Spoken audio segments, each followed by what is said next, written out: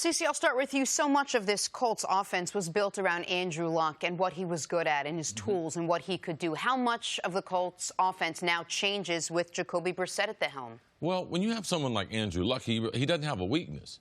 Maybe early in his career, holding on to the ball more and allowing plays to develop down the field as if, I'm going to stay in there and hold the ball. That's probably the only weakness that he had early in his career, the reason why he took so many hits. But when you can drive the ball deep down the field, when you are a great athlete, now regardless of how you look at Jacoby Brissett, typically when you look at African-American quarterbacks, you think they're better athletes. He is not the athlete that Andrew Luck was. Andrew Luck basically has the same specs, the same marks at the combine in Indianapolis that Cam Newton has. Cam's a little bit taller, all right, and his frame is built a little bit different. But if you look at the broad jump, look at the 40-yard dash, if you look at the explosive things, he's in the same breath as Cam Newton. So anyone that knows that would know, no, I can't have the quarterback that I can depend on his overall athleticism. So Jacoby, he can throw the ball down the field.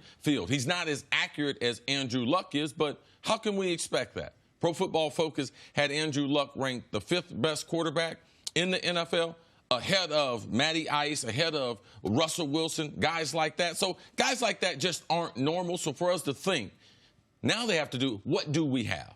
What are his strengths? And we have to develop the rest of the team. Last year, Marlon Mack was among 3 players in the NFL to average 75 yards and had 10 touchdowns. Can I get that number to around 90? Doesn't seem like a huge jump. That's a big jump. But with that offensive line and his durability, I believe you lean on that offensive line, lean on the running game. You're skilled guys. You have a great skilled group led by T.Y. Hilton. You can't expect to have the same type of chemistry that T.Y. had with Andrew. Eric Ebron coming off a Pro Bowl season at tight end. Paris Campbell, the 2nd-round pick from Ohio State, adds a little speed, adds a little flair to that offense. And you have Devin Funchess as the big, stationary, move-the-change target. So he has, as a quarterback, taken over a team.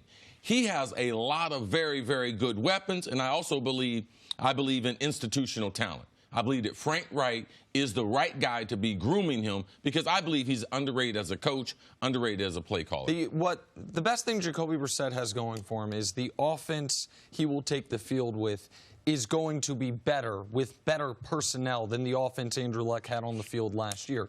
The offensive line in large part's the same, but when Quentin Nelson is a rookie, he was very good by the end of the year. He was pretty damn good at the beginning. We would expect him to be even better in year 2. You mentioned the 2 wide receivers. By the midway point of last season, the number 2 receiver on the Colts was Dontrell Inman.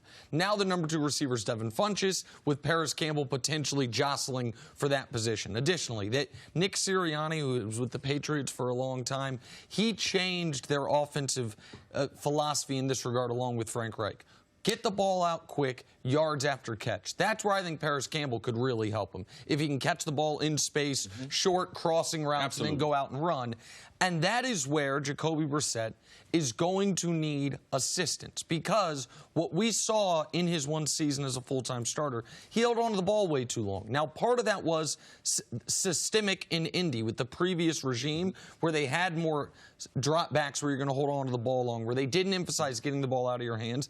And some of it was Jacoby as a young quarterback. But the reason that I am still bullish, not nearly as bullish, but still bullish on the Colts is we saw enough things from them throughout last season. Improvement that was Andrew Luck, not dependent on him. The defense allowed 34 points 4 times in the first 6 games when they went 1-5. They allowed 0 the rest of the season. That, you would imagine, will continue. I think their pass rush will be a little bit better this year with the addition of Justin Houston to go opposite Jabal Sheard as opposed to what they had last season. And you mentioned the skill position guys. Marlon Mack, to me, is the X factor. 90 yards a game would be, that's a 1,400-yard season. That would be extraordinary. I think if they could get the same production they got last year, where he was 1 of 3 backs, 75 yards per game. That's a 1,200-yard season, 10 touchdowns. I think that would be enough, assuming the offensive line is what I think almost everyone believes it can be, and that the defense continues the trajectory it was on last season.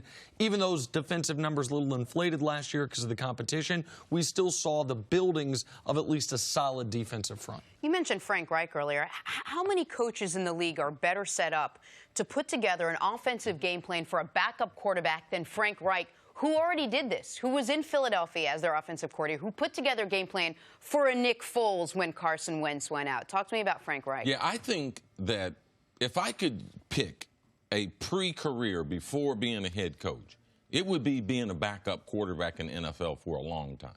A guy has seen some starts, but he sat behind a guy who was a proven, because I just believe the information and the coaches teach them different. They expect that guy to teach other people. And what Frank Reich did in Philadelphia with Nick Foles, we saw Nick Foles a totally different person in that playoff run. And this year, Jenna, I'm glad you asked about Frank. This year we have 15 new play callers in the NFL.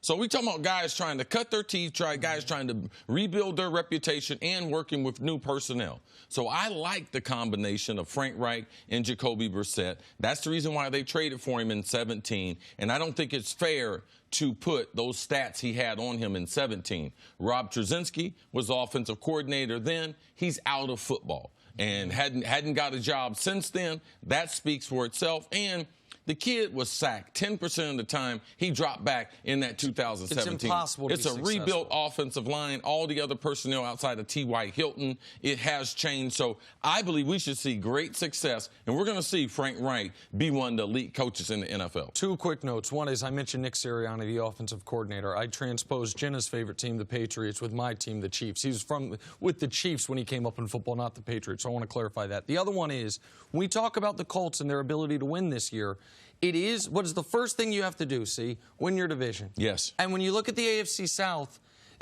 who's the even above average offense in the AFC South? I'm very confident it's not Tennessee. We will see what Jacksonville, even with an upgrade at quarterback. Yeah, it can only be the Texans. Right. Texans is the best hope, but the Texans right now are dealing with massive questions on the offensive line, a major injury to their running back, more lingering injuries with the wide receiver core that, aside from DeAndre Hopkins, has been in flux for years, and a quarterback in Deshaun Watson, who I think is awesome, but is going to be running for his life all year. So you're not going to need to be a top 5 offense to be the best offense in that division this year. That's a good point. If Brissett's going to pick a division to try to shine in, it's definitely going to be that one. All right. Thanks for watching. Subscribe here to get the latest from the show. Also, be sure to check out more of the best clips from First Things First, or go watch a few segments from our other shows on FS1.